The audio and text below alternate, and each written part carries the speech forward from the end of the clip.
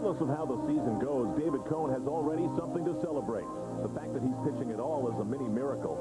His return from surgery has been filled with the same emotional and physical stuff that sets him apart. But he hates to lose. Even worse, blow an easy chance to win. And both came in his last start Thursday versus the Baltimore Orioles. He's back at it tonight. When the day's done, the whole team may have cause to celebrate.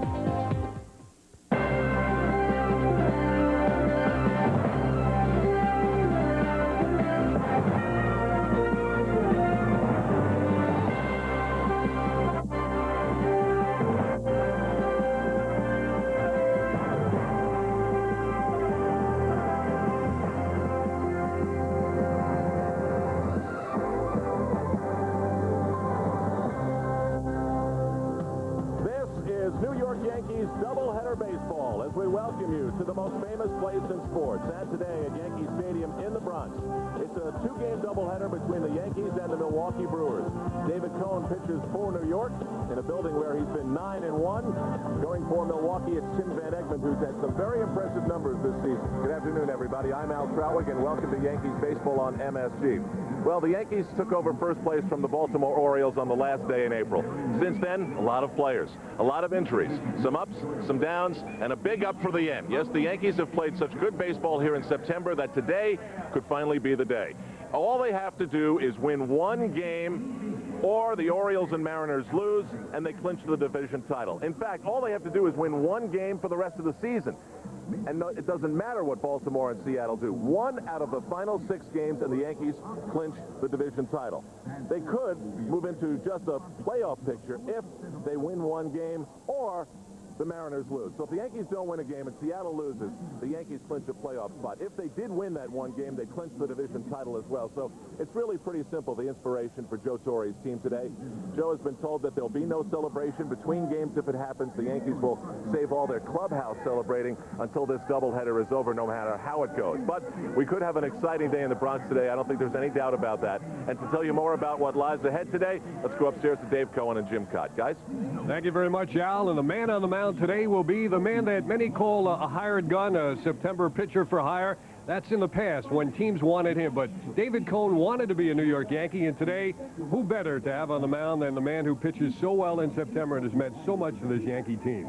Dave, I think today is Wednesday, right? Yes. Win day. It's win day when David Cone takes the mound. Most of the time, particularly in Yankee Stadium, he is 9-1. Now, this was his last start against the Baltimore Orioles, where he had a comfortable lead, and for one of those rare times in his career, the lead got away. A balk call, a couple of base hits, and suddenly that 6-1 lead evaporated. And when you look at David's pitching line from his last game, it does not look particularly impressive. 5 innings, 6 earned runs, and a lot of walks. He pitched very, very cautiously in that game. I would anticipate today, with all that's at stake, we will see a much more aggressive David Cone on the mound. Well, some pitchers are liked, some are appreciated. Joe Torre says David Cone is respected and adored by his teammates, and he's taken the pressure off the pitching staff by becoming the greatest September call-up of all. The Yankees today will get a look at one of their former teammates, a guy who's going to be in the Yankee record book come next year for having 6 hits in one game, 4 steals in another, but now Gerald Williams is a Milwaukee Brewer. Yeah, and actually Gerald is getting a chance to play every day. Granted, he is not doing particularly well as an everyday player, but boy, could the Yankees still use him as an extra outfielder. That was that fantastic catch off the bat of Alex Rodriguez that helped save Doc Gooden's no-hitter. So when you look at the Yankee roster right now and you say, boy, what could they use? It's an outstanding outfielder like Gerald Williams. He's now with the Brewers, and of course just 176 batting average without any home runs. And you see down below how productive he was when he was a New York Yankee earlier in the year. Well, the Yankees are voting these days on the shares that players will get for postseason money. I wonder what Gerald Williams will be voted in by the Yankees, but he's now a Brewer, and he'll be trying to defeat the Yankees today, and they'll have Tim Vanegmond on the mound against the Yankees' David Cone. This could be it, the clincher for the American League East. Stay with us here on MSG.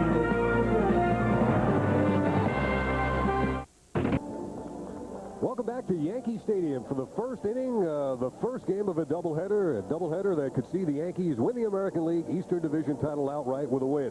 Now let's check the starting lineups and batting orders brought to you by Heineken. David Cone will be on the mound for the Yankees. He'll face Fernando Vina, then Jeff Cirillo and Dave Nilsson. The cleanup man is John Jaha. Jose Valentin, the shortstop. Mark Newfield in left field. Jeremy Burnett's in right. Gerald Williams in center. Jesse Levis behind the plate. And brought to you by Coca-Cola, we look at the Yankees in the field. Tim Raines in left, Bernie Williams in center with Paul O'Neill in right field. Wade Boggs, Derek Jeter, Tino Martinez is at first base, Joe Girardi catches, and Luis Sojo will play second base. Mariano Duncan still bothered by some back spasms, and it's bright enough to wear some of that artificial eye black here at 4 o'clock in the afternoon. And David Cone getting set to work to the leadoff man, Fernando Vina. Joe Girardi behind the plate. The first pitch is fouled off. As you can see, the attendance at the moment is sparse, but this is a crowd that will grow on you and grow on the Yankees. And as people get out of work and have the opportunity to head out to Yankee Stadium, the crowd should grow, obviously, in number and in volume. David Cone, in his 5th outing since coming back from the 4-month layoff, and Vina hits it in the air to right field. Paul O'Neill underneath it. Out number 1 on a fly ball from David Cone. And 2 fastballs right in the strike zone, Dave. Even David Cone had mentioned after his last start he became a little breaking ball happy, pitched cautiously, and already with the first hitter he's more aggressive. The Brewers gave David his worst outing of the season back in April. Snapped a 5-game winning streak, scored 6 runs off him in 5 innings. Bill Garner's team about in the middle of the American League in hitting, but they're particularly tough with men on base, especially this guy. Boy, he has hiked his average 56 points this season above his career numbers. The Brewers and the Yankees in the first inning. David Cone, usually a prime-time pitcher. You see him most often in the second game of doubleheaders, even though they're rare. That's when you'd expect to see David Cone. But what's at stake here? The division title.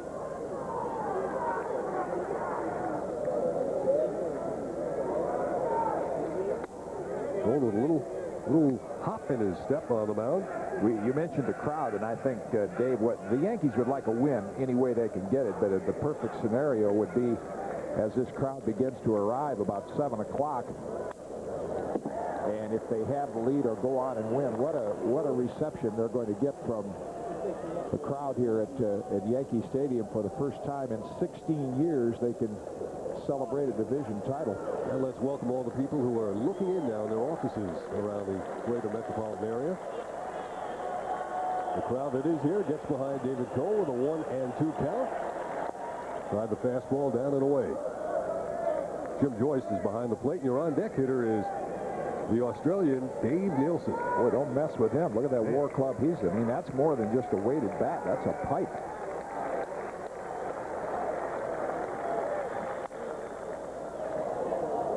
Now remains a 2-2 to Cirillo. It's a little early to tell. There's Tim Vanegmond, David Cone's mound appointment. It's a little too early to tell, but in looking at David in his 5th start, came out with a 7 innings and no-hit ball. Then he slid back a little bit, which is normal. Sharp slider. Girardi blocks it as the count goes full. And the key word you mentioned there was sharp. You would think now, in his 5th start, there's that little hop or hesitation you referred to where David Cone gathers himself and then drives toward the hitter. You would think now on the 5th start, which would be almost like the end of spring training, he would kind of be on an uptick. You would look for him to have good stuff today. Fastball, and that was a beauty as he painted the outside corner to get Cirillo looking. Significant that he came with a fastball here in the first inning. And in a perfect spot. We mentioned the other night that Roger Clemens is a power pitcher, not a power thrower, and David Cone falls into that same category. He has the stuff of a power pitcher and also excellent control. Now here's Dave Nilsson. And Cone pumps the fastball over, getting ahead of the hitters. Strike 1. And you know, if he gets this guy out, he's on top of his game, because against right-hand pitching. Here's the American League's leading hitter. 1-1. Cone mixing it up with Joe Girardi catching him today. Wow, look at that average. Against right-handers, 362, best in baseball. Many more fastballs than we saw in his last outing. Yeah, the anticipation, it's still relaxed as it has been all year, but there's a lot of anticipation in that dugout today. Here's the splitter going down and away from the lefty. What an effective pitch that is when Cone uses it. He's used it very efficiently. Perfect spot. Out ahead and missing that splitter. The count now 2-2. Here's the crowd again. Roped down the right field line, but foul. Mention the anticipation, Dave, because there's no other sport that makes you play as many games or as long a period of time to finally say we're the champions. I mean, it's about an 8-month season when you go back to spring training and all of the games. You have to play over 200 games, including postseason play. Quite a buildup, and these guys have been waiting for it for a long time. Caught by Martinez on the fly. He held up the glove. Yes, the umpire said you did catch it. And David Cone has worked a 1-2-3 first inning here in Game 1 at Yankee Stadium. Shaking his head a little bit about that pitch lined by Nilsson, but he's a quality hitter, and Tino made the play. Middle of the first, the Brewers nothing. The Yankees coming to bat.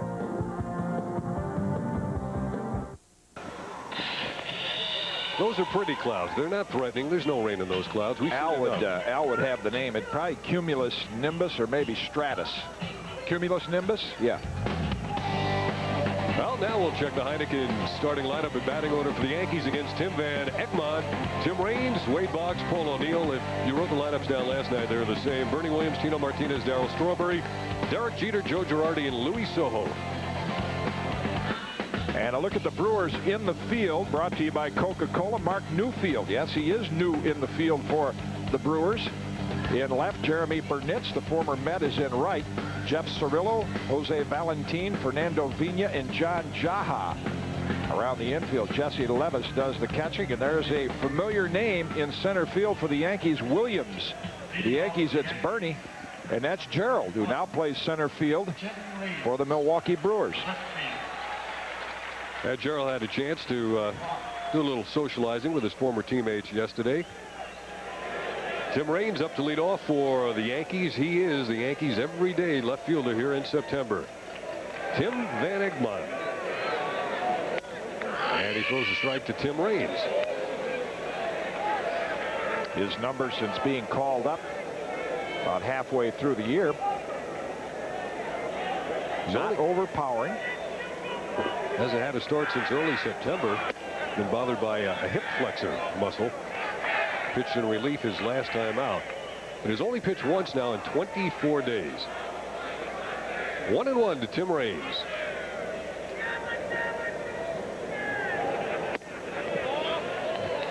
Well, last night, Mo Vaughn did something that Tim Raines had done earlier in his career. Hit 3 home runs at Fenway Park. Ball off the left-hander. Yeah, off of David Wells, a quality left-hander. Tim got all 3 of his off Danny Darwin. Nice location with that pitch, right under the hands, but over the corner.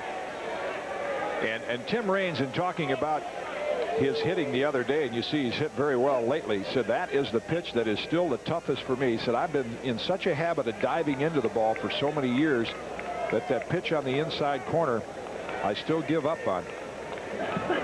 He and a lot of other lefties. Now Vanegmond now runs the count full to Tim Raines. For a while, Joe Torre was experimenting with Boggs leading off and Raines following him. But since Tim has been swinging the bat so well and running well, he is back in the leadoff spot.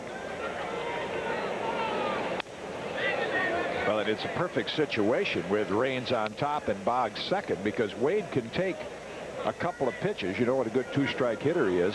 He can take a couple of pitches and allow Raines to steal second base. And then even if he doesn't get a hit, chances are he's going to advance Raines to third base. Another full count pitch. Raines keeps it full. And as the Yankees anticipate postseason play, those are the little things that are going to make a difference, because in postseason play, you're going to see the best pitching, and it's no guarantee they'll be low scoring, but the chances are you'll get wrapped up in some low scoring games. And those little things that the Yankees did early in the year should pay off in postseason play. Inside to Tim Raines, and the leadoff man reaches base. So now we'll see what effect he has on the pitcher, Tim Vanegmond, who has had trouble with runners stealing on him. 12, Wade Boggs. Well, Wade Boggs up in the #2 spot as the Yankees look to move out in front early in the game that could clinch the American League East title.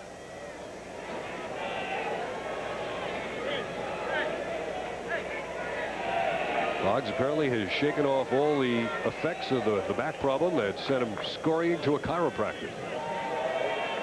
You see how the Brewers play, and there's a huge hole for Boggs to drive the ball through. Well, of course, in these days of high-priced athletes, you could afford to do this. But Wade said, you know, I said, are you going back for maintenance to the chiropractor's? Chiropractor's in Toronto. He said, we may fly her into Toronto for a little adjustment, a little treatment prior to postseason play. Toward the gap in left center, Gerald had a good jump on it, and he makes the catch. Boy, he was positioned perfectly and right at the crack of the bat, knew where he was headed on that one. Number 21. He didn't need the scouting report. He had his own on Wade Boggs. Well, if anybody knows where to play Wade Boggs, it would be Gerald Williams, because when the regular lineup is hitting, guys like Gerald are shagging flies in the outfield. Perfect position to put that one away. One up, one on, and now one down. Boggs hit it right on the button, but has nothing but the out. Here's Paul O'Neill. Has his average back over 300. 5 hits in his last 10 trips. Right on that fastball and fouled it back. Paul O'Neill with a shot at a 20 home run season. He'd have to really get hot to hit 100 RBIs. There's Raines, who has been caught stealing just once this year. 10 times he's been successful. Will the Yankees run? Not on this pitch as O'Neill fouls it off.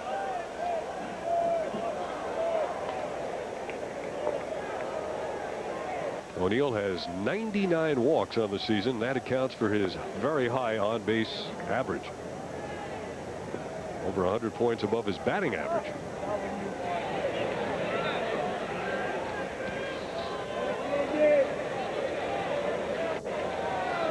Vanegmond working at a slow pace here in the bottom of the first. 0-2 to O'Neill. Jim McKean, the first base umpire, the man who called the game last night rather quickly, didn't keep everybody here, and it turned out to be a great move because it really rained after the game was postponed. Well, the decision that the Joe Brinkman crew made last week is having an influence all around baseball. I had a chance to talk with Tony La Russa today and congratulate him on the Cardinals winning the Central Division. He said that very situation came up last week, and the crew chief in the National League said, we don't want to have happen here what happened in New York last week and have the game start and burn your starting pitchers. Wow. Ooh. It was Jim Lehretz who got scattered there. That's his favorite spot. That's his lucky seat in the top step of the dugout, but it was almost an unlucky one as O'Neill ripped that, ripped that foul ball right by him.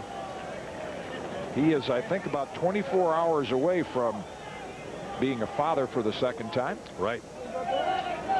Wife Carrie, I guess we'll check into the hospital tomorrow. So Jim is hoping the Yankees take care of business today, early in game 1. Runner go. No, he faked the start, and now he hustles back. Raines had me faked out. And there's the start. You know, there's a, whether he just did that, you know, to see if he could draw a throw from the catcher, or whether those base running instincts sit after about 2 steps. No, I didn't get a good enough jump, and he held up. Keeping him close with a 2-2 count, 1 out here in the first inning. Tim Vanegmond, 26-year-old from Georgia, just south of the Atlanta area. Actually 27. There's Raines, who at 37 is very youthful here in September. And all of this helps an experienced base runner like Tim Raines when they are seeing a pitcher that they've not seen a lot of, and Tim hasn't seen much of Vanegmond. The more times they can see that move and that motion, better off they are as far as stealing. O'Neill continues to be out ahead of Vanegmond, pulling balls down the right side. Tim Vanegmond won a few games for the Red Sox 2 years ago, and then the Brewers acquired him, and he was pretty impressive in AAA earlier this year. 5-1 at New Orleans with an earned run average of 1.5.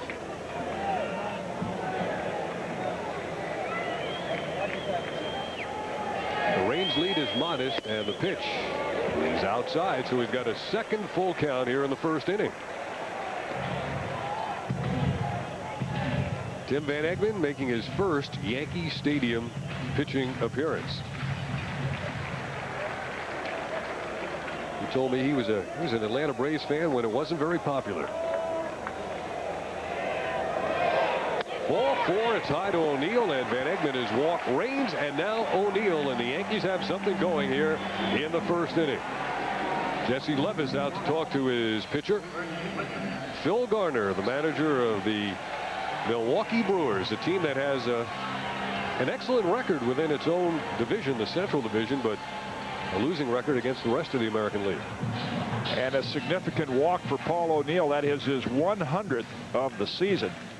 And that's the strength of this Yankee lineup up and down. You won't see very many high slugging percentages from the Yankee batters, but a pretty good ratio of walks to strikeouts. Only the Cleveland Indians lineup is better in that category. Well, you saw the numbers moments ago on Bernie Williams. He's got the average over 300. He's knocking on the door of 30 homers and 100 runs batted in. That would be a great season for Bernie Williams. Certainly has the games to accomplish those two latter goals. Batting here with Raines at second, O'Neill at first, 1 out.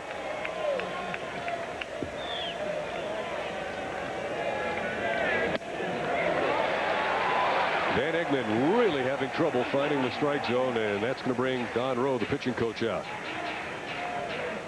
Yeah, when you're not overpowering and you're hesitant to trust your stuff against a deep lineup like the Yankees have, and then you factor in what you mentioned early on, he's not been to the mound in quite some time.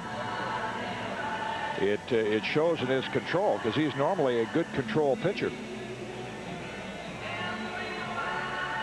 Phil Garner's team better on the road than at home. 2 games over 500 on the road. Now Troutwig mentioned in the open of our telecast, the Brewers have defeated the Yankees 6 out of 10 times. They play them tough.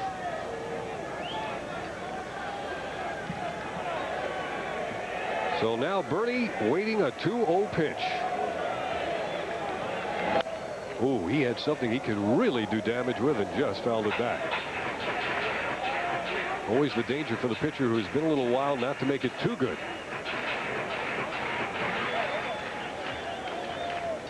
Bernie has shown much better power from the left side in recent weeks. He has hit some tremendous home runs. Tino Martinez waiting next.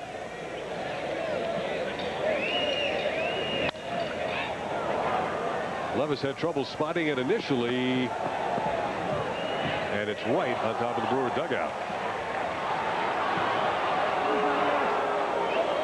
Oh, that guy made the effort. The other guy got the ball, and nice gesture. Nice all right. move. And he gives it away to a woman a couple of rows behind him. What fans in a giving, charitable mood Yes. today. Yankee fans are hoping the Yankees are not in a charitable mood. Bernie Williams can really make a statement here in the first inning and get the Yankees off and running. He's got 2 runners on. He's got a 2-2 count with 1 out.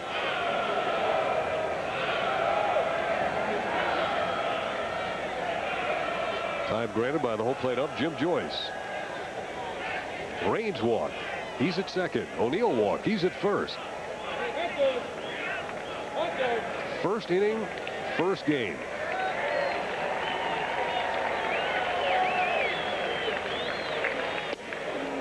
Guess what, folks? We have our third full count of the first inning.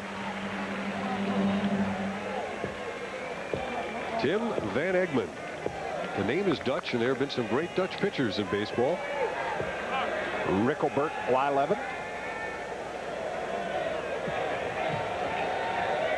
Most of them are long Dutch names. Yours is pretty short. 4 letters. Again, a full count. Foul grounds, no play one more time. Red Sox had well, he should have been a left-hander. An eccentric Dutch pitcher for a while, Wim Remmerschwal. Oh, yeah. I could spell his first name. Yeah. That's a great name for a pitcher. Mariano Duncan, he's been on a couple of winning teams with the Reds and the Phillies, sitting out the first game with some back spasms.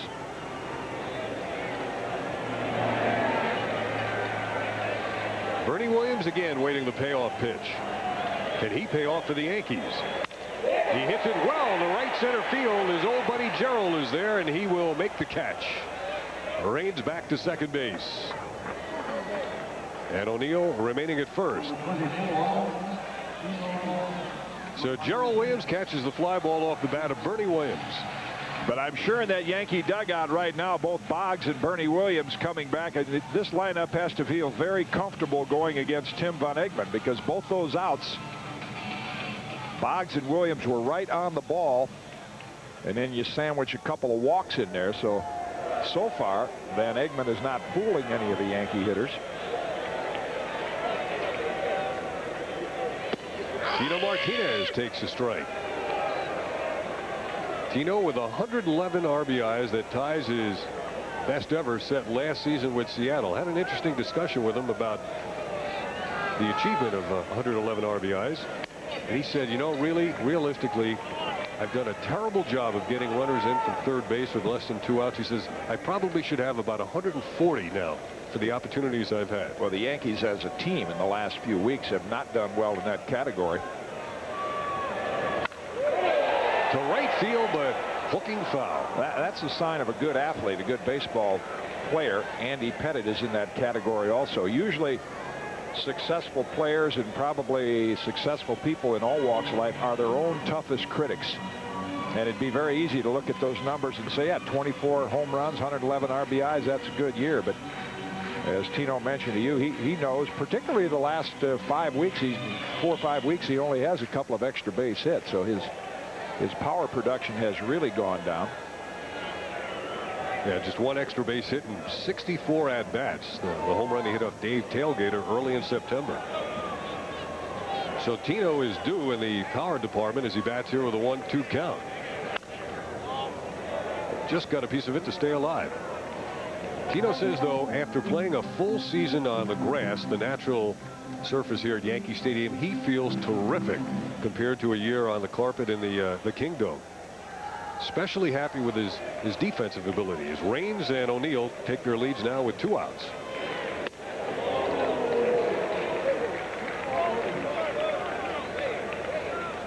And Darryl Strawberry, the DH, is waiting next. 2-2, 2 out and 2 on. And for the 4th time here in the first inning, a full count. He did. Boy, that's a classic example of not wanting the hitter to hit the ball. And if the Yankees don't score in this inning, the guy that's really going to be disappointed is David Cone. He's had to sit in that dugout for about 20 minutes.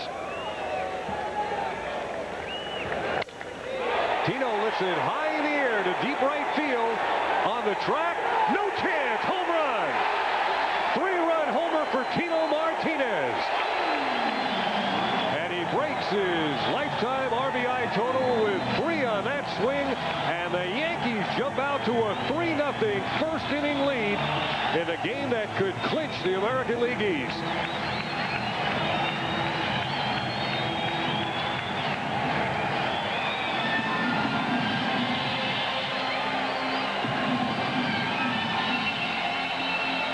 The Yankee RBI leader, Tino Martinez, with a 3-run first inning homer. Well, Tino makes Vanegmond pay. All those 3-2 counts, all those pitches, gets a fastball over the middle. and breaks that extra base drought with a big 3-run shot here in the first inning. That put the smile back on his face.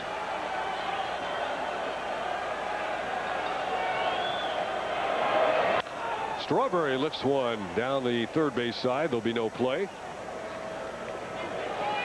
Kind of had the feeling Tino was overdue. Well, he is the type of player that'll do things like that in these kinds of games. First time I saw him play, he hit 2 two-run homers to help the Team USA win the gold medal in Seoul, Korea in 1988. And even though he was not one of the brighter lights on that team with Robin Ventura and Jim Abbott, Andy Bennis, he's the guy that hit the big blows on the championship game.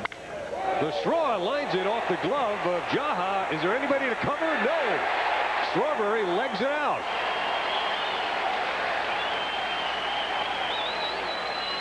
Darryl Strawberry will get an infield hit, I think.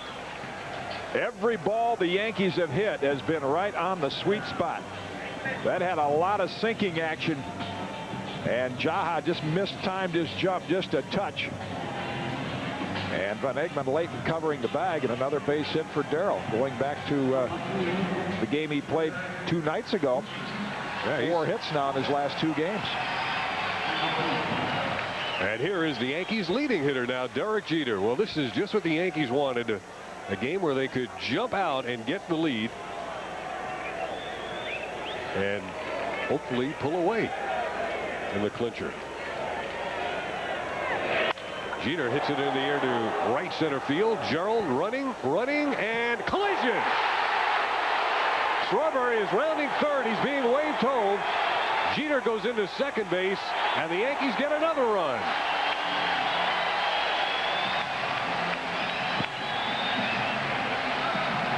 Burnitz and Gerald collide in right center field. Burnitz looks the worse for that collision, and the Yankees go up now 4-0. Boy, Garner's just staring out there. What could have gone wrong there? Granted, you have 2 outfielders that have not played a lot together, but Gerald Williams clearly is saying, I got it. And Burnitz just runs right into it. Center fielder always in charge, and Gerald shows you he is. A mistake by Jeremy Burnitz, and fortunately for both of those players, Burnitz limped away slightly, but they look like they're all right. Big break for the Yankees. Burnitz gets the error. Insult and injury for Burnitz, the ex-Met colliding with the ex-Yankee, and it's 4-0, and Girardi gets plumped. Joe just takes it like the Warrior he is and goes right down to first base. Well, he knows there's no intent there. They're catching Tim Vanegmond, who has much better control of this, as Don Rowe goes to the telephone to get somebody up. It's pretty obviously not blessed with his best stuff and trying to nibble and hit the corners. And after not being on the mound for a few weeks, he just doesn't have command of much. 4-0 Yankees. The 9th batter of the inning, Louis Soho.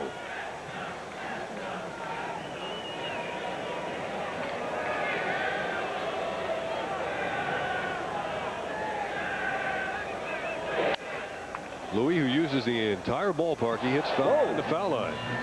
Picking on one of our guys down there. We've got action already in the Milwaukee bullpen. Angel Miranda. Does he go by Angel or Angel? I'm not sure, but I think he goes by Angel. A little bit high in that slider. A ball and a strike to Louis Soho. The Yankees have scored 4 runs in the first inning. A 3-run home run and a costly error in right field. Martinez hit the home run. To second base, Vigna with it. And the Yankees finally are retired.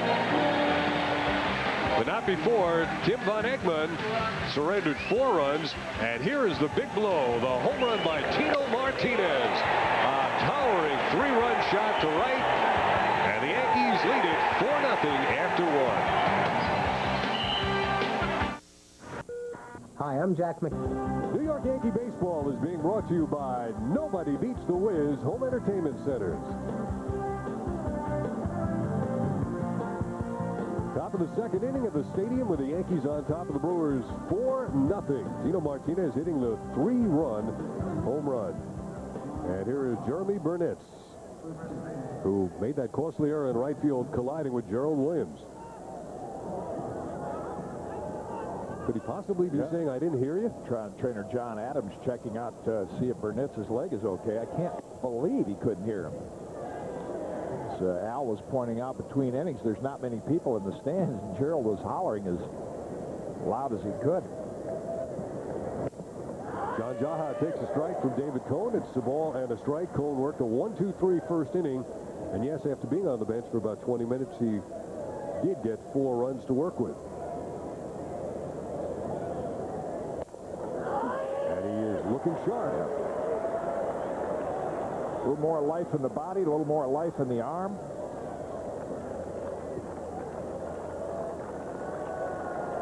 He struck out 1 in the first inning. And Jaha is having an outstanding year with 116 runs batted in and 33 home runs as a 1-2 count. Last Brewer to knock in over 100 runs was Robin Yount, 1989. Robin was the MVP that year.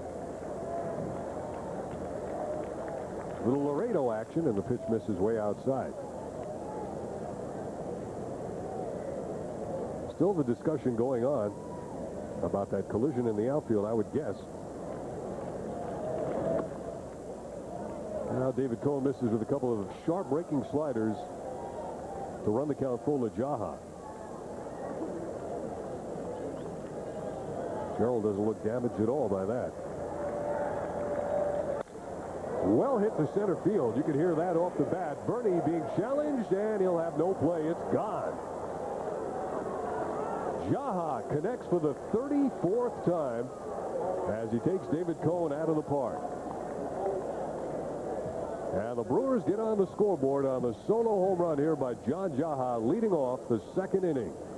34th home run of the year for Jaha. 4-1 Yankees.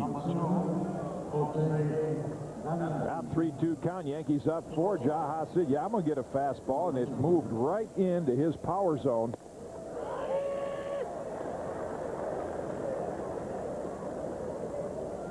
Only the 3rd home run that David Cone has given up this season, but that was launched. And here's a guy who has really surprised people by more than doubling his previous home run total, John Valentin, or Jose Valentin.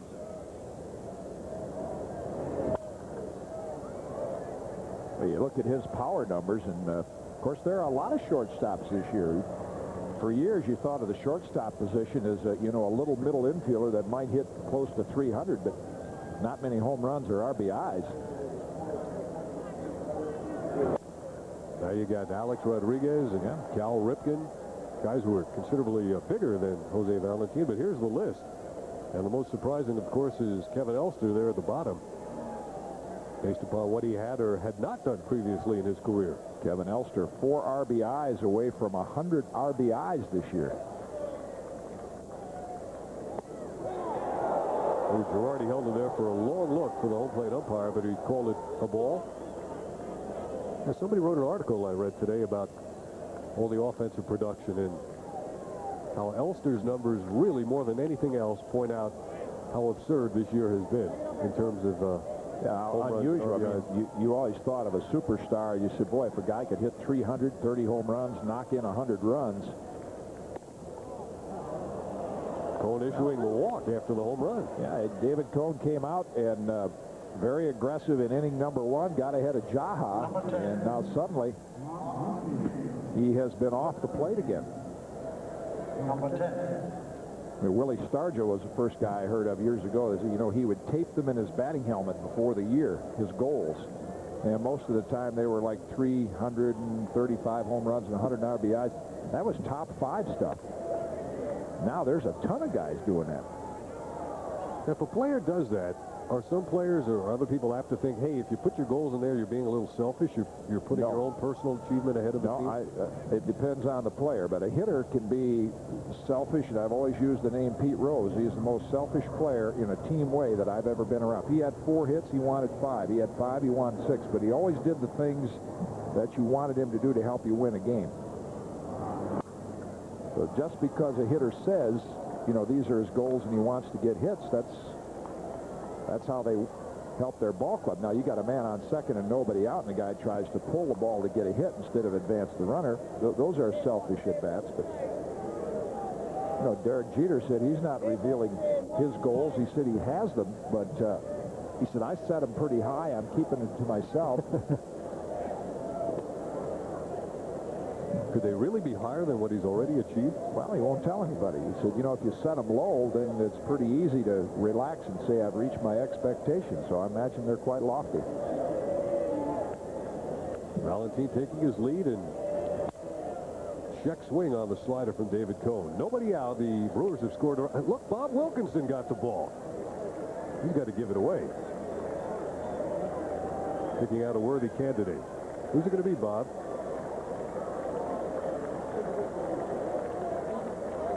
Oh, very nice gesture. Senior Citizen Day. Well, the crowd appreciated that. They get behind David Cone, and the ball is driven to deep right. O'Neill did a 360. Has it lined up. Makes the catch. And the runner tagging Valentin moves to second base. So the long fly ball out by Newfield, and a pretty good job by Valentin. Nice alert play by Valentin. Of course, if Paul had not been able to catch that ball, he wouldn't have advanced to third base. But he's gambling that O'Neill will catch it, and with his speed, he can advance into scoring position. I don't know if I've ever seen O'Neill do a 360 like that, get back and make the catch. So there's one out. And Jeremy Burnett's the hitter now. He'll be up trying to make up for the mistake he made in the outfield that cost the Brewers a run. Colliding with Gerald Williams. Not a catchable ball. He got an error on that play.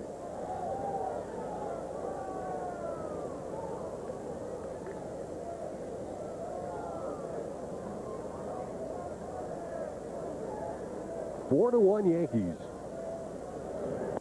And a nice breaking pitch from David Cone for a strike. Great hitting prospect, Jeremy Burnett. Out of Conroe, Texas, but he went to Oklahoma State. And that's unusual. You don't find many Texas schoolboy players that don't go and play for the Longhorns. Big swing and a miss. Gary Ward, the coach at Oklahoma State, lured him out of Texas because of, you know, he's known as a good college hitting coach. Well, the tough September sun has broken through here at Yankee Stadium. David Cone with a 1-2 count to Burnett.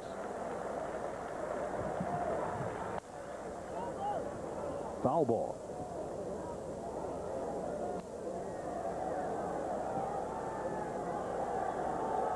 Big left-handed batter, Jeremy Burnett, the one-time Met. Drafted by the Brewers out of high school. He opted not to sign, went to college, then the Mets drafted him, and subsequently traded to the Indians. Known as a good hitter, not a particularly good outfielder. There's the skies clouding up again. Is that what it feels like for the center fielder when he has to look up?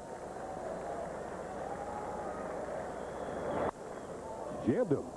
Girardi hoping to have a chance. It'll be into the lower field boxes. Joe smiling as he ran by Gerald Williams in the on-deck circle. You could sense the anticipation more than any other day in the clubhouse today. At least I could. Everyone aware what they can achieve in today's game. Talking with Joe Torre, he still has not addressed, you know, postseason pitching rotation or postseason roster publicly. He wants to wrap this thing up first.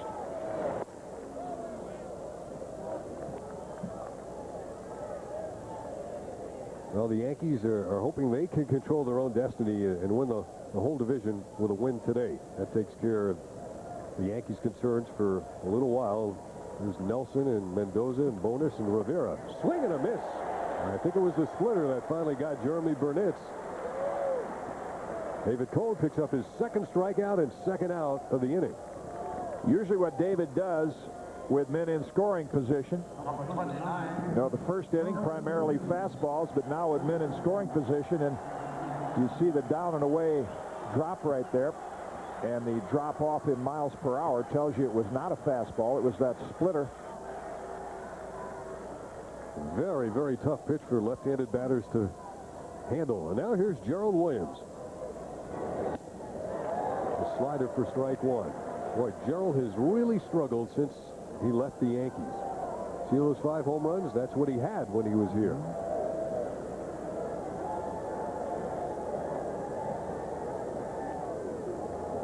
He's had 155 at-bats with the Brewers. To make it 74 at-bats and no homers and just 4 runs driven in. Sometimes it's nice to go somewhere and say, I'm going to get a chance to play every day, but also if you realize what your role is, where you fit in, your strengths as a major league player, sometimes it's good just to stay there and be an extra outfielder. Runner steals third on that pitch. Perfect one to go on as Valentin takes third, so he's had an interesting trip around the bases, a walk, moved to second on a fly ball to right field, then he stole third. David Cone more concerned now with the man at the plate, Gerald Williams. 2-1 is the count. Again, the slider. And getting back to Gerald, of course, that was his strength with the Yankees. A number 4 outfielder. Got a little playing time early in the year when he was going the opposite direction. You see July 6th. Those are his numbers as a Yankee. Ironically, that was when Darryl Strawberry was signed by the Yankees. The 2-2. A lot of times you see David Cone drop down, you expect that breaking pitch. That was a fastball. Yeah, his body language tells you that he thinks those pitches are strikes. I always thought Jim Joyce was a pretty liberal pitcher's umpire, pretty fair. He thought that one was a little low.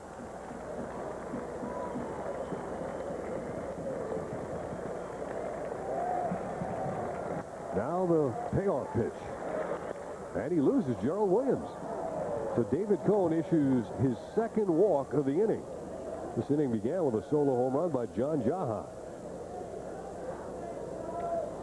Number 16. Cone in the game now has struck out 2 and walked 2. And you can see this inning's taken a lot out of David. He has reverted now. He's reverted back to the way he pitched against the Orioles in the 6th inning in his last start, where he's not pitching quite as aggressively as he did in the 1st inning.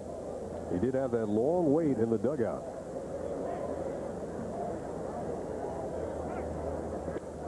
And Williams, the Yankees know he can run. He's been involved in a lot of double steals earlier in this year with the Yankees. The Yankees are leading Milwaukee 4-1 here in the top of the 2nd.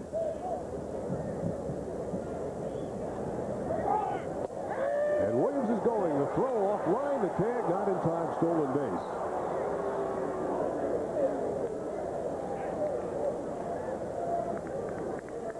No surprise, Phil Garner brought that type of baseball with him when he took over the Brewers.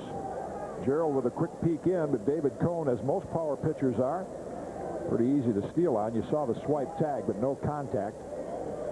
And that was by his best friend, Derek Jeter. Levis hits it foul. Valentin is at third, and Gerald Williams now down at second base. 0-2 count to Jesse Levis. Phil Garner, Scrappa. Going back to the fastball, and it's 1-2 to Jesse Levis, who was with the Indians last year and was actually with them in the World Series. I don't think he was eligible, but was their bullpen catcher and was in uniform during the series last year.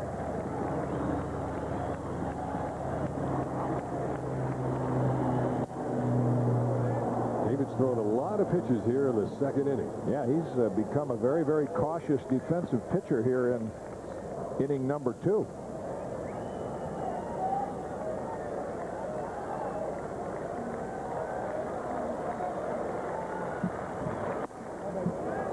That one broke down, but again, David Cone now goes to a 3-2 count. You can tell from the body language he is not happy with the way things have gone here in the second inning.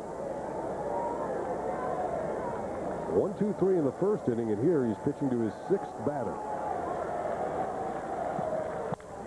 Hit hard. Soho will make the play and throw out Jesse Levis to end the second inning. So 1 run was scored against Cone on the home run by John Jaha. A couple of walks, and in the middle of the second, 4-1 Yankees. Well, here's a three-way conversation about the last inning for David Cone. Maybe Mel's advice is, hey, trust your fastball. You know, you're one of the best power pitchers in the game. Even Mel with that good sinker and slider during his days, his strength was throw strikes, get ahead, make the hitter hit the ball. And that's probably what he's trying to impart to David Cone. Well, the leadoff man is leading off again for the second straight. Field and just foul. Raines continuing his hard hitting as a left-handed batter here in September. Well, unless Tim Vanegmond changes his pitching pattern or gets better stuff, that one just misses the fair pole by about a yard. Every Yankee hitter, if he hasn't walked, has been right on. Again, Vanegmond making only his 2nd start this month, facing Tim Raines.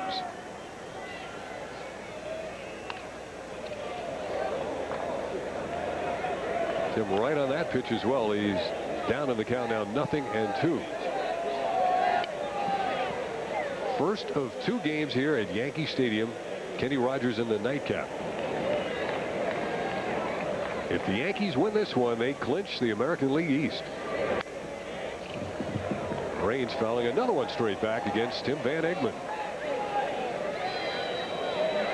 This is what Tim Raines was talking about as you look at his swing. See, he's not going to dive in quite as much. When he was over in Chicago under the tutelage of Walt Horeniak, and he had great respect for Walt, but he said, I was diving into the ball a little too much and jamming myself.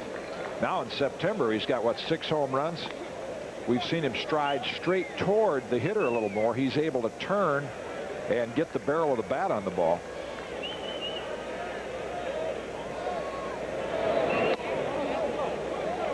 Well, Vanegmond evens the count now at 2-2. He went to a 3-2 count 4 times in the first inning. Here's the new hitting coach for Tim Raines, Chris Chambliss.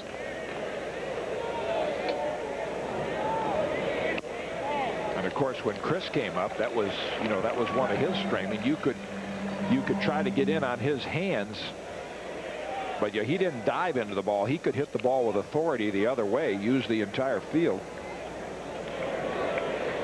The payoff pitch lifted foul by Tim Raines. Well, both these teams are doing the fans a nice favor. You know, the 4 o'clock start, there haven't been a lot of fans in attendance from the first pitch, but the way this game, with all the full counts and the way this game is just kind of going along at a slow pace, why the late arriving fans may get to see most of the ball game.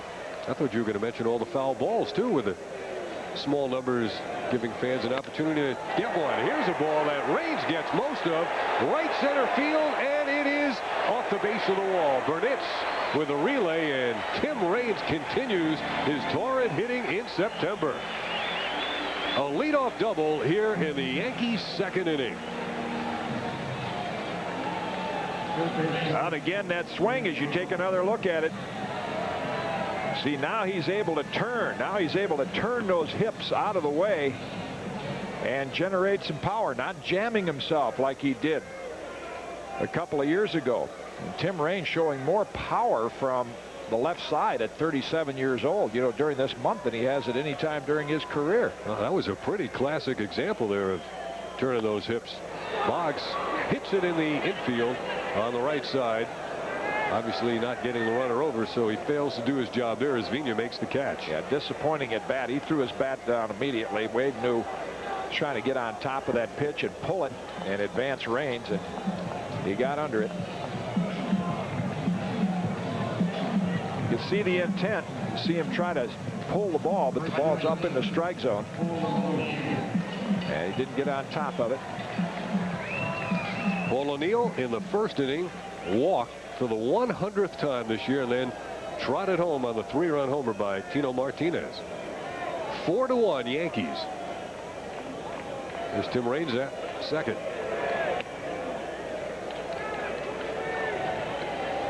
Tim Vanegmond throwing lots of pitches here in his first 2 innings of work.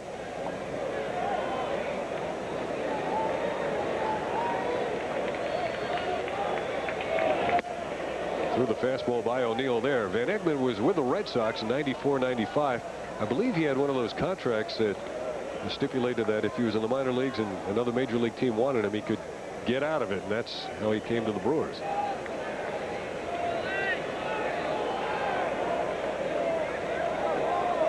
Raines double. That's how he got to second. O'Neill lays off the high fastballs. Yeah, that's been a nice improvement for the players today with the player rules, because in Don Zimmer's day, when he was with the Dodgers, they would keep players in the minor leagues forever. They had a lot of good players that never got out of the Dodger organization and had a chance to go elsewhere. I think at one time the Dodgers had 3 AAA teams. They had 24 farm clubs at one time. And great baseball organization. Zim, the starting second baseman in Game 7 of the 1955 World Series. In place of Jackie Robinson. Yeah. But your reference to Tim Vanegmond, see now players, as you mentioned, have contracts that if they're in the minor leagues and another club expresses some interest, they have a clause where they say, okay, I get to be released from my contract, and that's what happened to Vanegmond.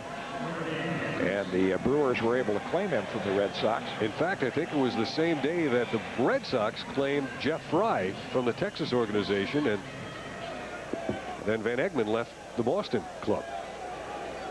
Bernie Williams batting now with his average at .304. Second time he's come up in the game with 2 runners on base. Raines and O'Neill, same 2 who were there when he batted in the first inning. He is getting very few called strikes, Tim Vanegmond. Yankees leading it 4-1. We're going to get some more warm-up action, and this time it's Garcia, the righty. Miranda was up in the first inning. This is Garcia. Ramon Garcia pitched some for the White Sox a few years ago. Bernie bounces one foul. Jim McKeon down there making the call, waiting on it. Jim sent us home at a reasonable hour last night, calling that game off.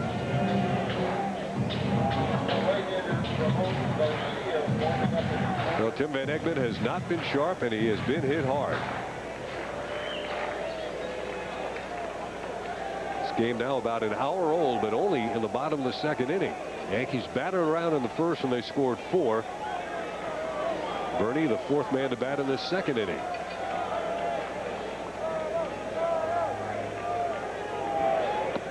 Dropped that one in for a strike. Might be his best looking pitch so far. Nice overhand curveball. And knee high right on the corner. Hasn't thrown many of those. It seems like he's gone more sinkers and changeups. That's a fair ball. Bernie cracks it into the right field corner. Raines will score run number 5. O'Neill on his way to third base.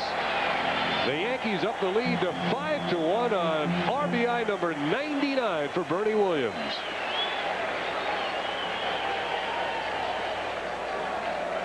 And just not a lot going for him, Tim Vanegmond, with this solid veteran left-hand hitting lineup that can make some contact. They have just been on every pitch. Jaha, no chance to get that one just inside the right field line. And again, Don Roll will come out to the mound just to try to buy a little more time.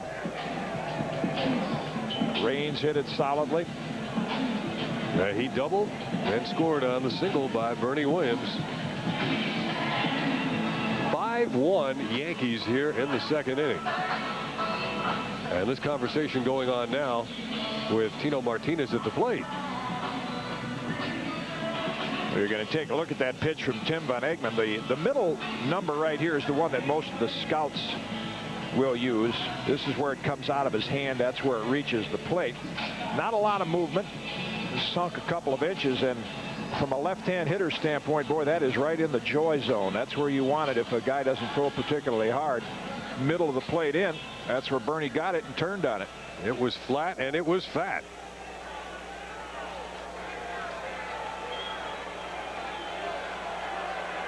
And you saw Jim McKean signal, fair ball. Runner goes. The throw, not in time. Bernie steals second base. Number 17 on the year for Bernie Williams, who leads the Yankees. Back to more the way they played early in the year, the Yankees. You know, they're not a fast team, but they're taking advantage of slow deliveries and stealing as many bases as possible. Bernie's their top threat, along with Derek Jeter. Well, Martinez now with a chance to add some more to his RBI count. And here's the situation that Tino was talking about. He says he used the word terrible about getting runners in from third with less than 2 out. I said, aren't you being a little harsh on yourself? He said, no. Don Rowe on the phone to the bullpen again. Vanegmond just cannot find it. 3-0. He's got first base open, and Ramon Garcia readying in a hurry. Now Darrell's going to get a chance to hit with the bases loaded.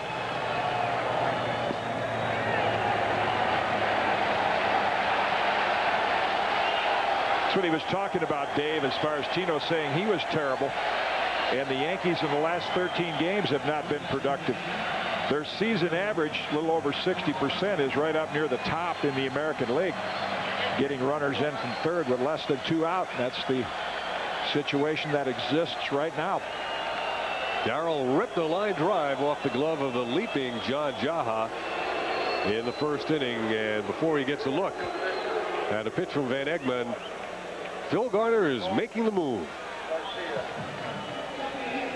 Yeah, Tim Vanegmond is a much better pitcher than what we saw today. A lot of success in AAA, but been off the mound for a few weeks. He did not have a lot going for him today in stuff or control, and the Yankees took advantage of that. So Vanegmond is exiting. Ramon Garcia is on his way in, and he'll be coming into a tough situation to face Strawberry with the bases loaded. So here at Yankee Stadium, the Yankees leading already 5-1. We'll return in a moment.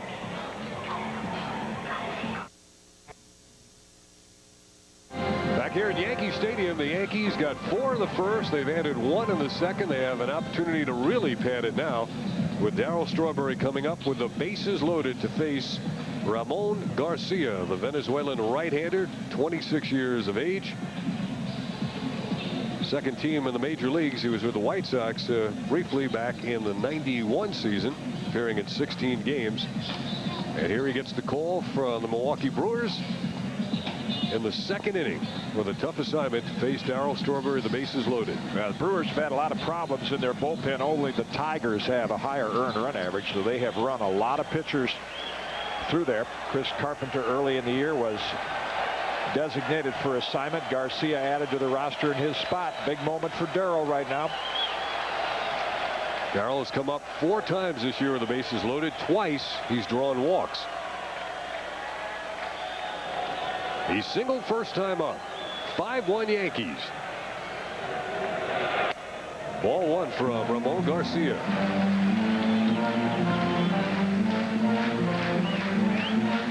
Strawberry 5 hits in his last 10 at-bats. The now departed Tim Vanegmond. It looked like a splitter from Garcia as Strawberry swung over it. Either that or a changeup. I think he's one of those rare right-handers that throws a screwball. And that was it. The old right-handed Scroogey.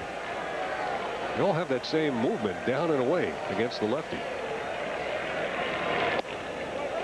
Down and in. 2-1.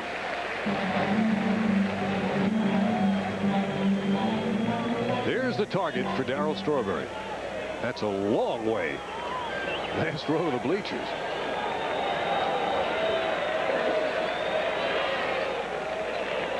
Too much time for Strawberry, and he gets time officially from Jim Joyce.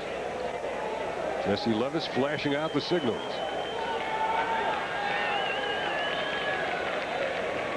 again.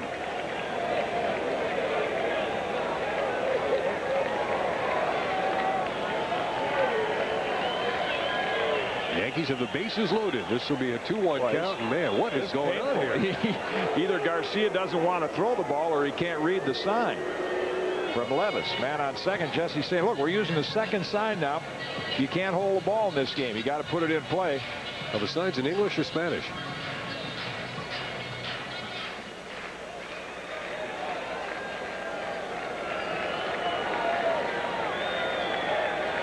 Wow. One of those means something. Strawberry hits it well to center field. Gerald Williams with a long run is not going to get to it. The Yankees are going to score 3. They're going to score 2 as Bernie Williams scores and they held up. Tino Martinez at third. Strawberry delivers with the bases loaded. A 2-run double. And the Yankee lead goes to 7-1.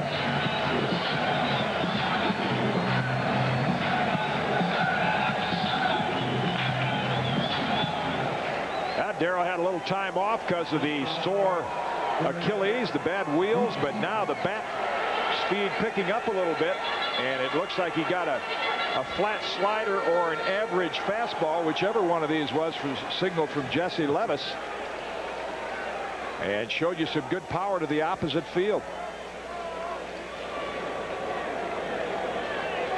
So Darryl drives in 2, and here's Jeter lining it down the left field line. The Yankees will get 2 more. Martinez and Strawberry score. No play on Jeter, and the Yankee lead goes to 9-1.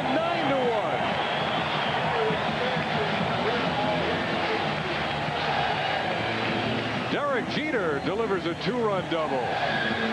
8 runs charged to Tim Vanegmond, 1 to Garcia. 9-1 Yankees, and he is driven in 77. Well, the Yankees trying to put this thing away in convincing fashion, and Jeter has always been in the middle of it. Inside pitch, turns on it. Derek's shown the ability to do that, as well as hit the outside pitch the other way. Nice effort by Cirillo. Into the right field corner. That's a base hit. Girardi's on his way to second. Jeter scores. Girardi's going for third.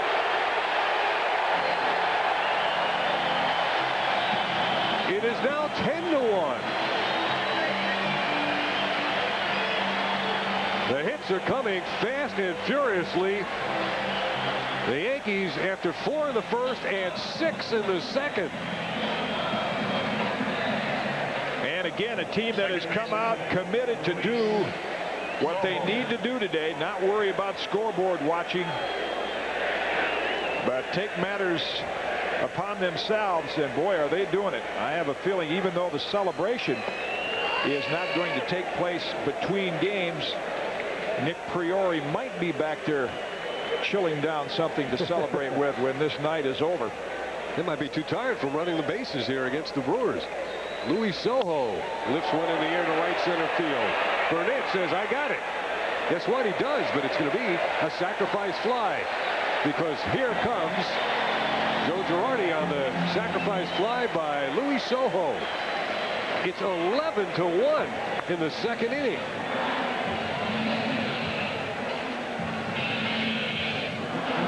What an explosion by the Yankees against Milwaukee.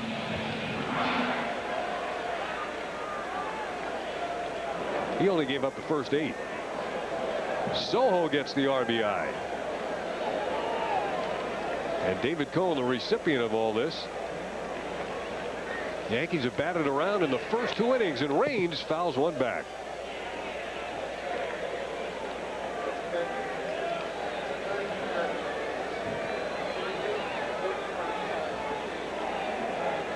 The Yankees have now batted around 31 times. The hands, the fingers of David Cone, they were white early in the year when he had the circulation problem caused by the aneurysm. Now the color's back, the temperature back, and he's hoping he can get out on the mound and give the Yankees some quality innings.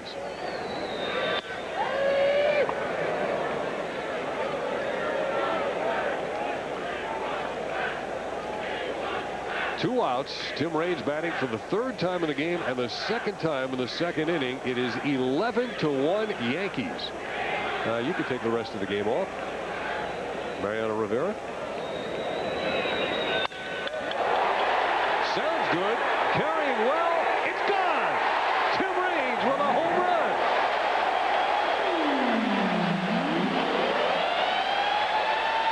And the beat goes on. Raines with a double and a home run here in the Yankees' 2nd inning.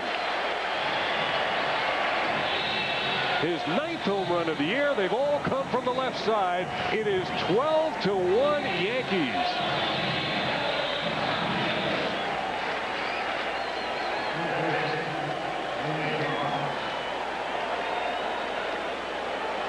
Raines with 2 hits in the inning. 12-1 Yankees. Wade Boggs batting now with 2 outs and a strike from Ramon Garcia. Boy, Reggie Jackson, Mr. October, is in the stadium today, but I think Tim Raines got a pretty good stranglehold on Mr. September. From a power standpoint, Derek Jeter is the American League's top hitter in September at 400, but the Rock with some surprising home run power here the last month of the season. Boggs going opposite field, fouling it off. And the comment you made about Mariano Rivera, don't think that isn't a relief to Joe Torre to have his team in a blowout game like this. If he can avoid using Rivera, you know, rest that bullpen up. Not that Rivera has been overused, but another base hit as Boggs singles to right field. I know my scorecard's messed up. I wonder what Al's looks like. Now Joe Torre's already, he's going to make some early replacements. Yep.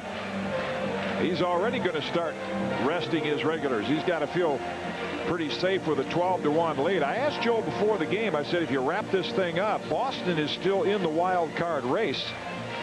What's your approach going to be? You're going to play your regulars? He said, no, you know, we've done our job, and I need to get my team ready for postseason play. So with the, you know, Boggs suffering from the back spasms, he's going to get some rest, and he'll be able to rest the bullpen. Let's take a look at what happens when you throw the ball in the middle of the zone. Tim Raines started it off with a double. Up and away. Then Bernie, you know, he took the inside pitch, pulled it down the right field line. Then Darryl Strawberry, about down the middle, a little outside, that went to left center. And then Jeter takes a pitch off the inside corner, pulls it down the left field line. Girardi takes one up and away, triple down the right field line. And then Raines' home run again off the plate inside. But none of them were really down in that good ideal pitcher zone, knee-high outside corner. And Brewers couldn't get by with those. O'Neill takes a strike. Well, the Yankees have scored 8 times in the 2nd inning. They have hit for the cycle in the 2nd inning. And Cecil said, I haven't even had a chance to swing the bat. Paul O'Neill with a 1-2 count. I was wondering who the Yankees would put on the field in the 2nd game if they won the 1st. We might find that out here in the 1st game before very much longer.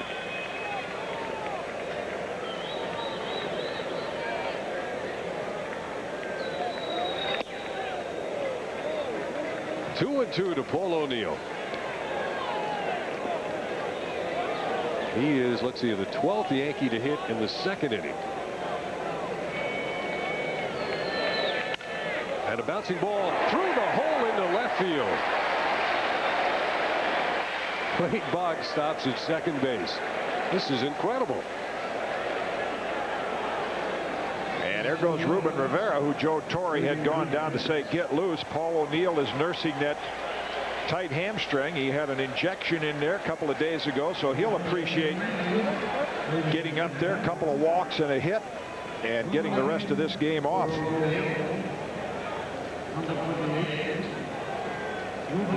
So Ruben Rivera takes over here in the 2nd inning as the pinch runner. I don't think there's any doubt that Ruben Rivera has earned his way to the postseason roster. He's defense has been terrific. He runs the bases well. He's had some timely hits.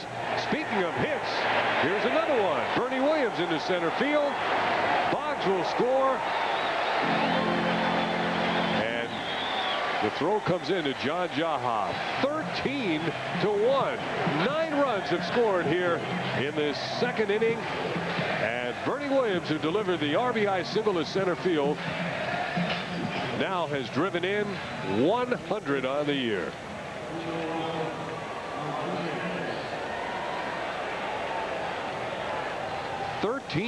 Ruben Rivera went headfirst into third. There's Bernie, who picked up his 100th RBI. Yeah, he's going to get that baseball. His career high, already has career highs in the home run department, and he's going to save that baseball from his 100th RBI. Zim will polish it up for him.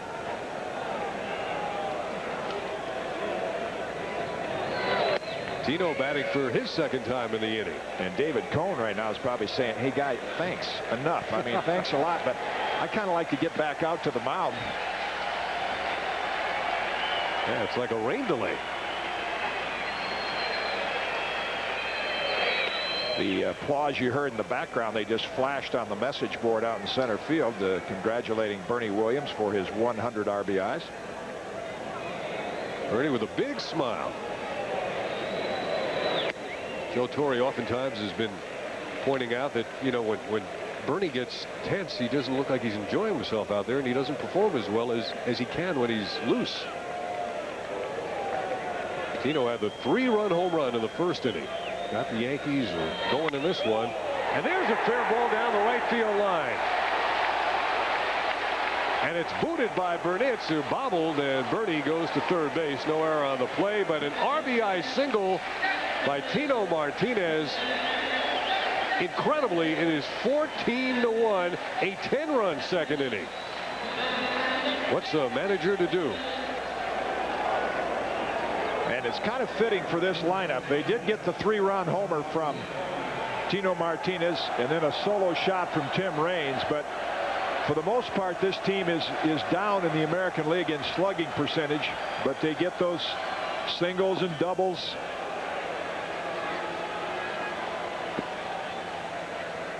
Darrell with one of each. Let's see, Darrell had the big 2-run double. And you saw that shot of the Milwaukee bullpen. It's like Phil Garner is saying, take one for the team, Raymond. We're going to leave you out there for a while. Strawberry missing. Yeah, here, we'll put a 1 up for him. We'll squeeze it in there. Nicely done. A 10-run Yankees second inning. Well, who's going to argue about that one? Yeah, not the time to argue. Call strikes now.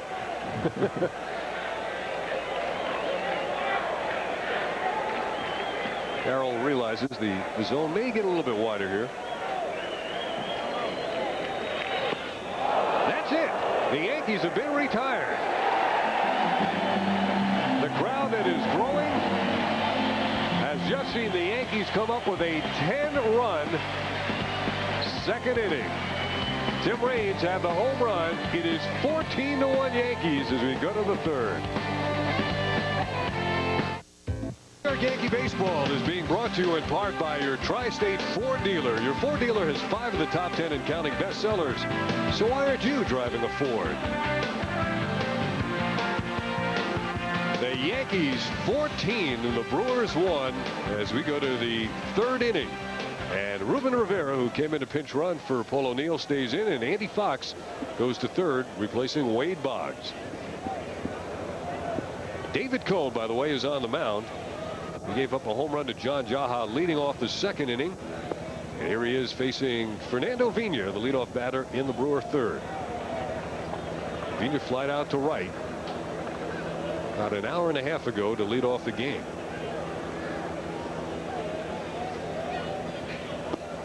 Might have to go back and warm up again.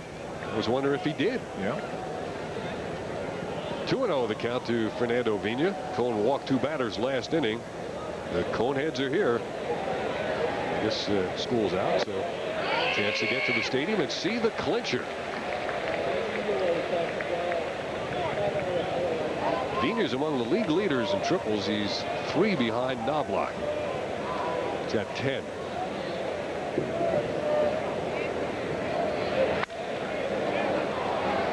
Short right field. Soho backing up and calling. I've got it, and he does. 1 away in the 3rd inning for the Brewers.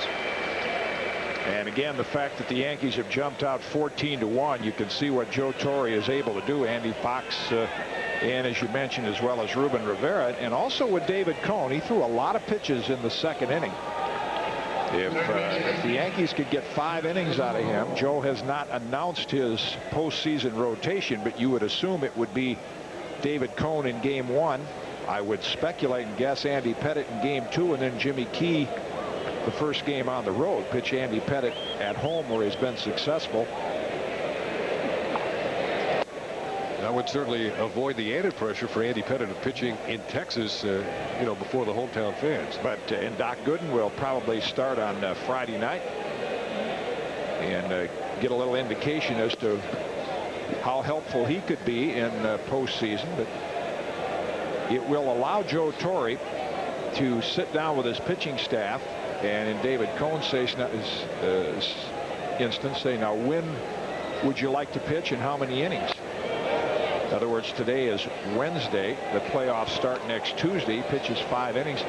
Does he just want to throw on the side? You want to come into the game on, say, Saturday and pitch an inning, or just throw in a bullpen? Same way with Andy Pettitte. The pitchers can kind of set their throwing schedule according to their own needs and wishes. In the air to right, Ruben Rivera has this one lined up. This is more like a David Cone kind of inning with fly balls. Well, this is a throwing inning for him. By that I mean he's got a big lead. He's been on the bench a long time, and he just wants to get his rhythm and throw strikes. You know, you're not going to be messing around trying to hit corners right now and sitting in the dugout for a long time. His main concern is just get my rhythm and throw the ball in there and make him hit it. And if you do that to this guy, you usually will. He'll hit it hard, and he'll hit it far. He lined out to Tino first time up. Had David Cone shaking his head after he pulled a fastball, too, deep into right field that was foul. Wade Boggs has come out of the game. Talking with Pat Kelly. Boggs ended up with a hit and 3 at-bats in 3 innings, so he got almost a full game's worth. Man, Gerald Williams. Yeah, he'd like to be over in that dugout wearing that pinstripes.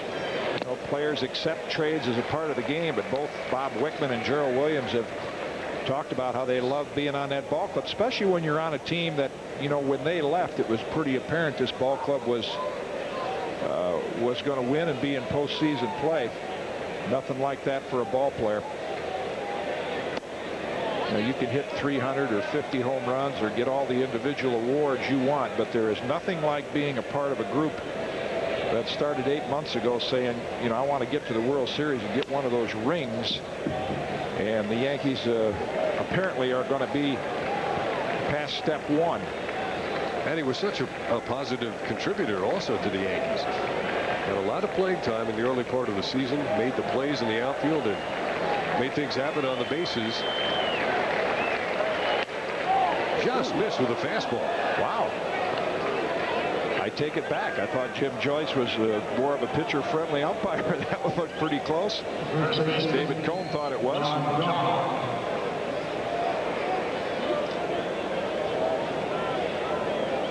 Let's see. Girardi's on the outside corner.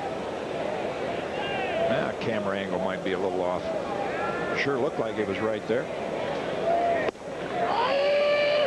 And he comes back and gets the strike to John Jaha, the man who hit the home run. At one point, this was a 4-1 game. It's now 14-1. Going back with a slider. Again, going back to Gerald Williams, isn't it ironic that when you look at the Yankees roster and you speculate on what they need in postseason play, they have Ruben Rivera to fill in for Paul O'Neill in right field. But, you know, with Tim Raines, who His outfielding skills deteriorated a couple years ago, and he's made some fine plays out there. But if you had your druthers in a one-run game, you know, Gerald Williams is probably another guy you'd love to put out in the outfield.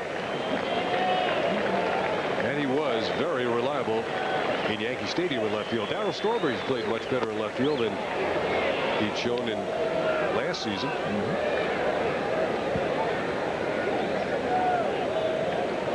Of course, early in the season, the Yankees had Ruben Sierra out there on a pretty regular basis. Cone keeping the ball away from John Jaha instead of challenging him. I can see what's going through David's mind. He's got a 14-1 lead, and you don't want to just become a thrower. You get caught in between and say, I just don't want to lay it in there, and he's trying to pitch. Ooh, right down the middle. He had a picking curveball. He just threw the fastball right at the knees down the middle and got him looking.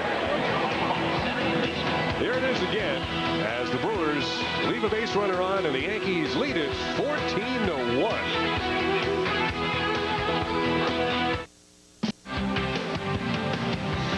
Yankees baseball on MSG is being brought to you by Chase. Banking that makes life easier. Chase. The right relationship is everything. Well, it looks like the chase for the American League East title will end here this afternoon at Yankee Stadium with the Yankees leading at 14-1 against the Milwaukee Brewers. The Yankee win gives them the American League East. And Derek Jeter is up with a base hit already to his credit in this game. It was a 2-run double last time up on the first pitch. Jeter drives one down the right side out of play. And of course that means that his hitting streak has extended, and as a rookie it is now at 17 games. It was 16 coming into today, and if he goes a couple of more games, he is really approaching all-time status. These are the kind of things that Al Troutwig, see, Al be along next inning, but he loves this stuff. If he hits in 18 straight games, the highest rookie hitting streak, Joe D. So if Derek gets he probably won't play game 2, but if he gets a hit tomorrow and Friday in Boston, if he plays, he can pass up Joe D. Of course, in Derek's case and Joe Torre's, he's probably saying, hey, that's fine, get the record, but we'll let Joe D have that record. You get a few days off and rest up for the playoffs. This young, phenomenal player has played more innings at shortstop than any shortstop in the major leagues this year. DJ and Joe D in the same sentence. That? Wow.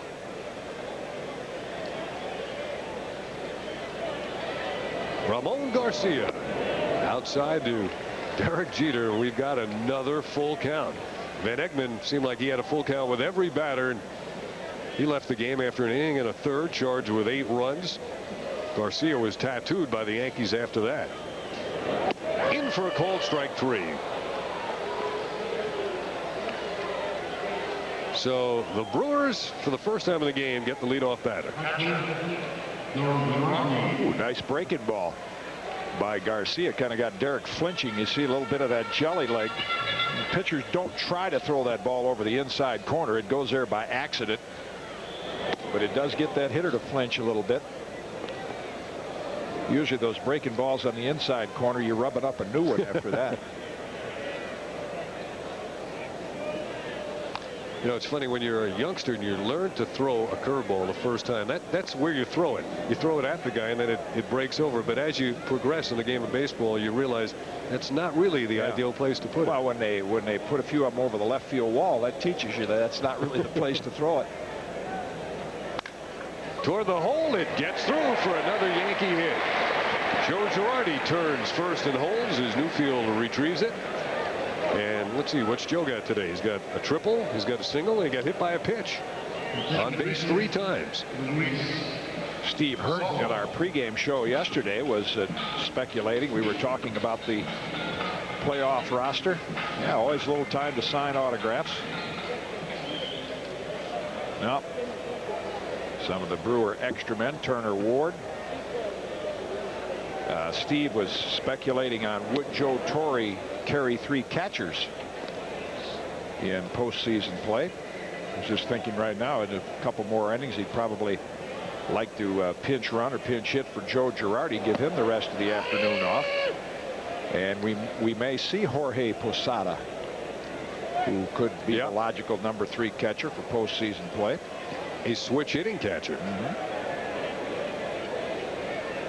Luis Sojo had a sacrifice fly.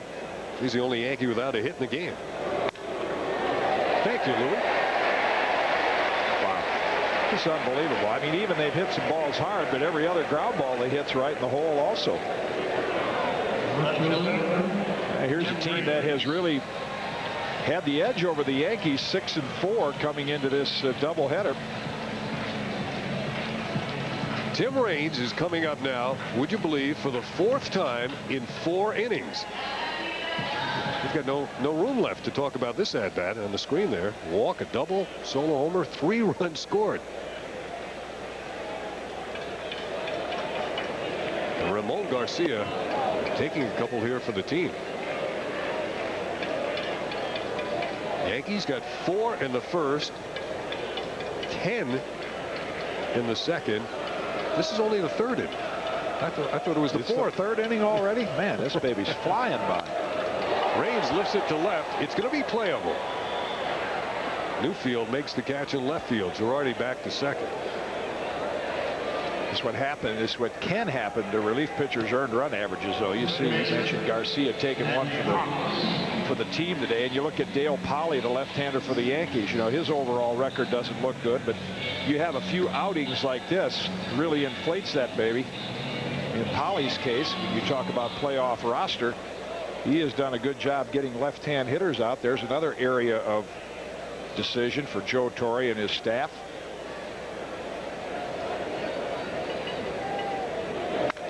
Andy Fox into the right field corner, making a bid. It is foul. Well, Andy got good wood on that one as he turned on it.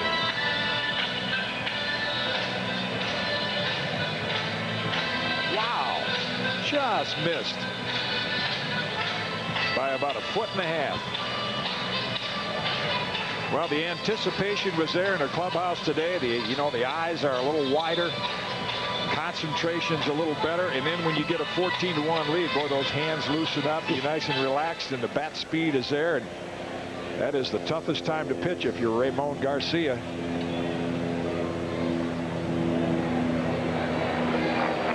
Girardi and Soho on the base runners. Andy Fox takes it low. It's 1-1. This is the 3rd inning of the first game. We're almost 2 hours into this one. That shot at Tino, I was thinking of memorable games, sort of those defining games that stand out and say, boy, that was a big win. And Tino got the home run today. Those of you that have followed Yankee baseball all season have to think back, and it was his grand slam homer in that Baltimore game that was one of, there's always about a half a dozen. The Yankees are going to be retired without scoring. And Tino certainly had some big hits, and he got the Yankees on their way today. So he's heading out now for the 4th inning with the Yankees leading the Brewers 14-1.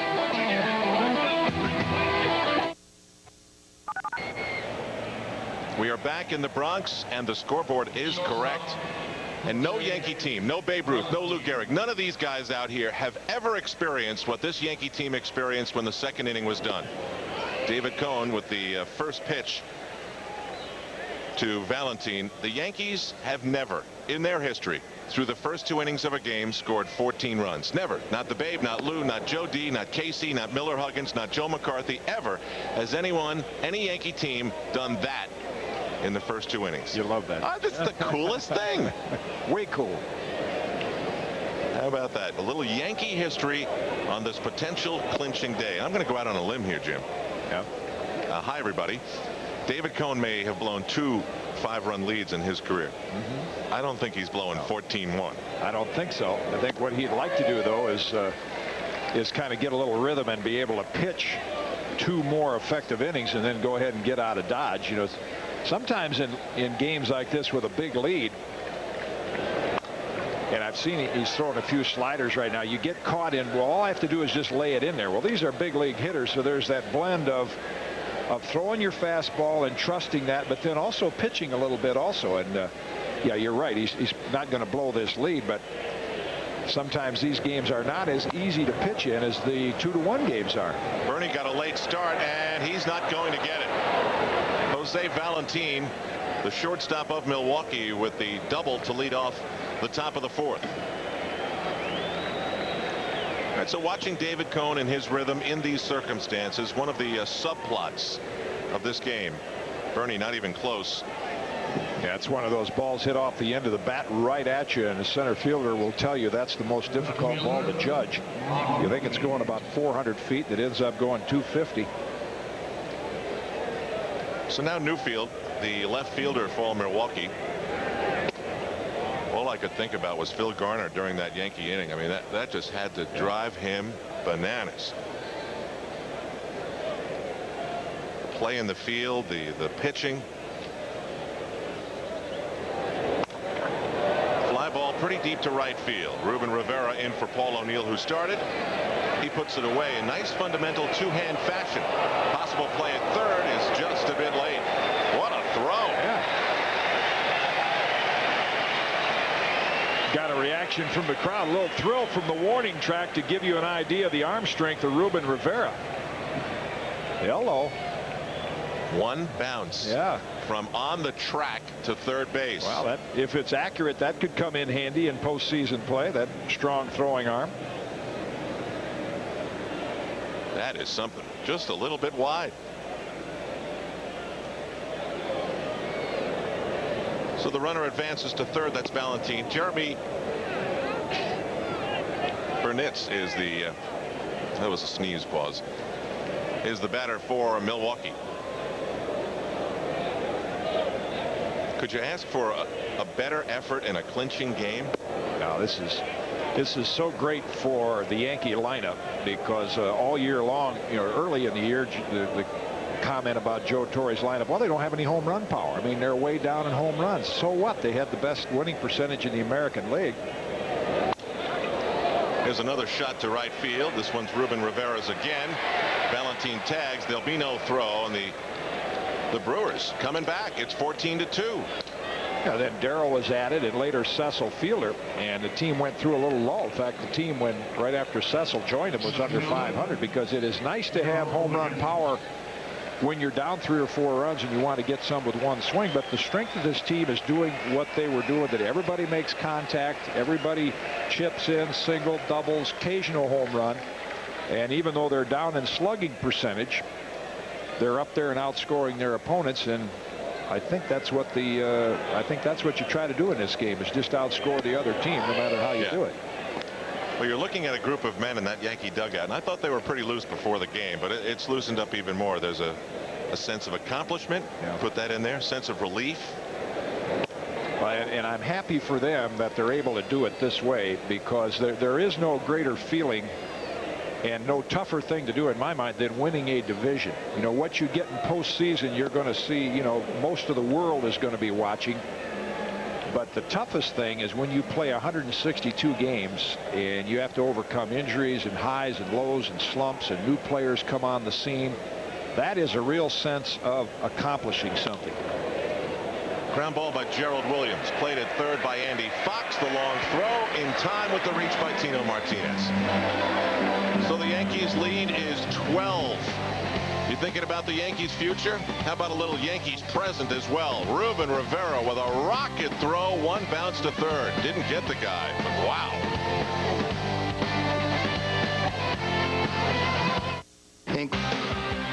On this possible Wednesday of clinching, Yankees baseball is brought to you in part by Hoover. Nobody gets the dirt like Hoover. Nobody. Soft puffy cumulus clouds over Yankee Stadium in the Bronx. More and more fans arriving as this game goes along. This twilight doubleheader that could clinch the American League East for the Yankees. Ramon Garcia, the second pitcher for Milwaukee, and he was almost sacrificed into this game in the second inning. Since he came into the game, the Yankees added 6 runs to their total. And I guess it's It's at the point where Phil Garner's not in a hurry to do much else. So Ruben Rivera, with that great throw from right field, has a count of 1 ball and 1 strike. 1 and 2. So many people are still of the impression that there is a magic number. Even people who came to the ballpark today covering the team baseball, there's a lot of confusion getting over this fact that magic numbers in most cases from now on in baseball just don't play. That's in play. So the magic number principle is out the window. The Yankees win 1 more game for the rest of the year. The American League East is theirs. If they win this game, it's theirs. They clinch it. And Bernie Williams steps in. You start fantasizing now about matching up against, say, the Texas Rangers, who appear to have righted their ship out on the West Coast.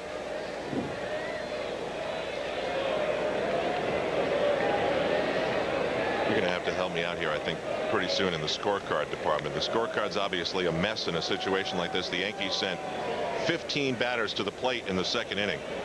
But I can read that Bernie's had 2 singles and a couple of RBIs.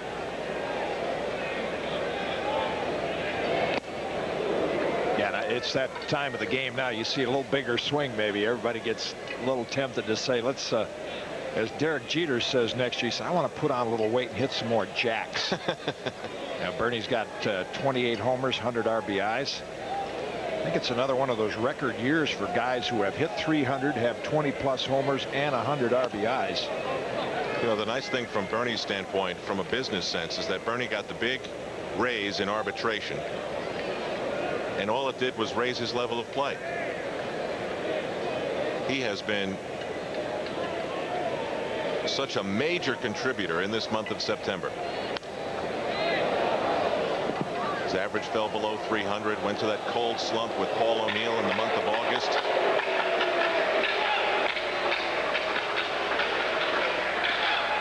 Then he went on that defensive binge at the end of the West Coast trip. And that defensive groove that he has been in started then and has just kept going. He doesn't play with the flair of Kenny Lofton or Ken Griffey Jr. Brian McRae when he was in the American League. There's so many sensational center fielders. So Bernie plays with that graceful long stride and sometimes gets overlooked as far as his ability to cover ground out there. So what do you think about the Yankees matching up with Texas? Well, I think with David Cone sharpening up and getting ready for game 1, that is their best matchup. Because if you look at the Rangers lineup, Juan Gonzalez, Pudge Rodriguez, Dean Palmer. You know, not that Mickey Tettleton from the left side, Will Clark can't do some damage, but I think you're better with with a right-hand pitcher there. So they stack up nicely from that standpoint, and particularly with Rivera and Wetland right-handers coming out of the bullpen against them. Andy Pettit has proved he can get right-handers out anyway with that, with his change. So the Yankees have left-handers in Pettit and Key that can that have the change-up and the off-speed stuff to handle that lineup. Tino goes 1 ball and a strike. Yankees up 14-2 in the bottom of the 4th inning. The first 2 games in that series, if that's what happens after today, would be here at the stadium. Then the next 3 would be at the ballpark in Arlington, for example, if the season ended the way it is now. And the prospect of playing games in Arlington is a lot better than playing them in the Kingdome, I think, from a Yankee standpoint. And I think if the Yankees pitch decently, if David Cone, Andy Pettit, and Jimmy Key pitch decently against Texas, Ken Hill is a standout starter.